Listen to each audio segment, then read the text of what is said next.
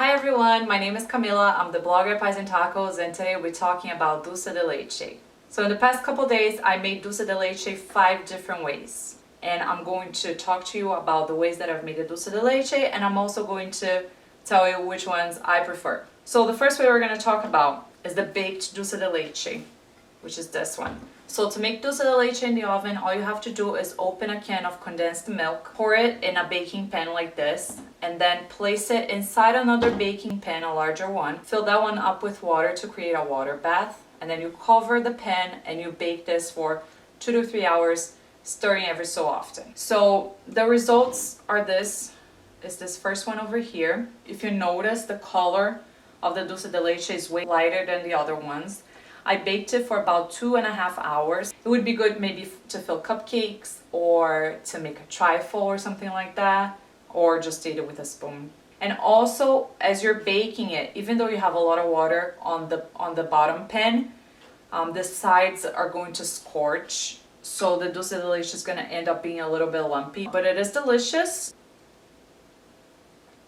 Oh my god. It's dulce de leche, so what's not to like? Next on the list is our stovetop method. So with the stovetop method, what you do is that you get a can of condensed milk, you take the label off, and you place that can inside of a large pot filled with water, and you bring it to a boil, and then you simmer the can in this water in the pan for 2.5 to 3 hours. The longer you simmer, the thicker the dulce de leche will be. So I made this one, I simmered it for about 3.5 hours. It was pretty thick. It's just not as thick as the other dulce de leches are. It's great to fill cakes, cupcakes, frosting, but it might be a little bit too runny unless you boiled it for like 4 hours. The thing with this is that it takes a long time, and you gotta keep an eye on the pan the whole time because the can needs to be submerged in water. Otherwise, it can explode because of the pressure. So you need to be very careful when you do this.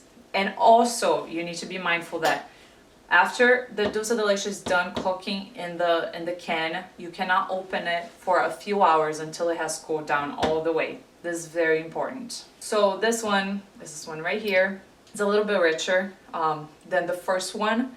You can notice the color is different as well. The color is a little bit richer too.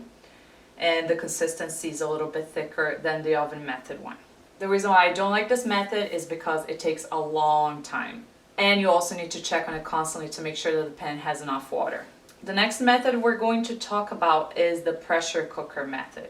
Is this beauty over here. So with the pressure cooker method, you're going to get a can of condensed milk, remove the label, and then you place the can of condensed milk in a pressure cooker. And then you just cook under high pressure for about 35 minutes. And then you just let the pressure release naturally, let the can cool down so you're able to handle it, to open the can. It makes for a very, very thick dulce de leche, very smooth. It's absolutely delicious. It's very rich. You can notice the color is darker than the other ones as well.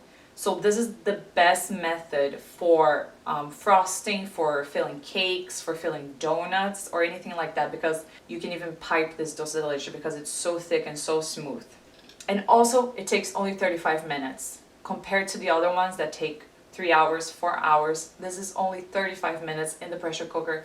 You just have to be careful. Just don't open the can while it's hot. That's it. Next method we're going to talk about is the slow cooker method. I put the can in there without the label in the slow cooker, and I cooked for about 8 hours, and I let it cool down all the way in the water, so it was still cooking for a while because the water was hot. And it made for very thick dulce de leche as well as the pressure cooker method. The thing is that it took a long time. It took 8 hours plus the cooling down time, so that took a long time. It's a good method, it's just not my favorite because of how long it took, but also makes a very thick dulce de leche. It's great for frosting, great to fill donuts, cakes, cupcakes, cookies, alfajores, what have you. And that brings me to the final method. I tried something different this time. So this dulce de leche was made with milk, sugar, and a little bit of baking soda. So with this method, you're gonna place the milk and the sugar in a pot, and then once the sugar melts, you add the baking soda in, and you have to cook it at a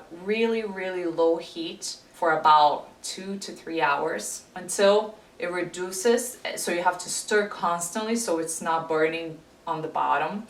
And also you have to pay attention to the temperature, because sometimes even though it's on the low temperature, it's going to start burning. So you're gonna have to remove it from the heat for a little bit, or you're gonna have to reduce the heat even lower. It was great yesterday when I made the dulce de leche. I poured it on the container. It was very smooth. It was nice and smooth. However, today, after it cooled down in the fridge, it is a little bit gritty, so I don't like that. And it is very runny. So you can use it for frosting because it's like kind of just like a caramel sauce, a little bit thicker, a little bit richer, and just a little bit gritty too. This could be great to fill macarons or fill cakes or fill cupcakes. And the taste, all the other ones taste basically the same, except for the first one, which was made in the oven, which didn't taste as rich because it wasn't as cooked. But this one, it tastes kind of like a caramel. So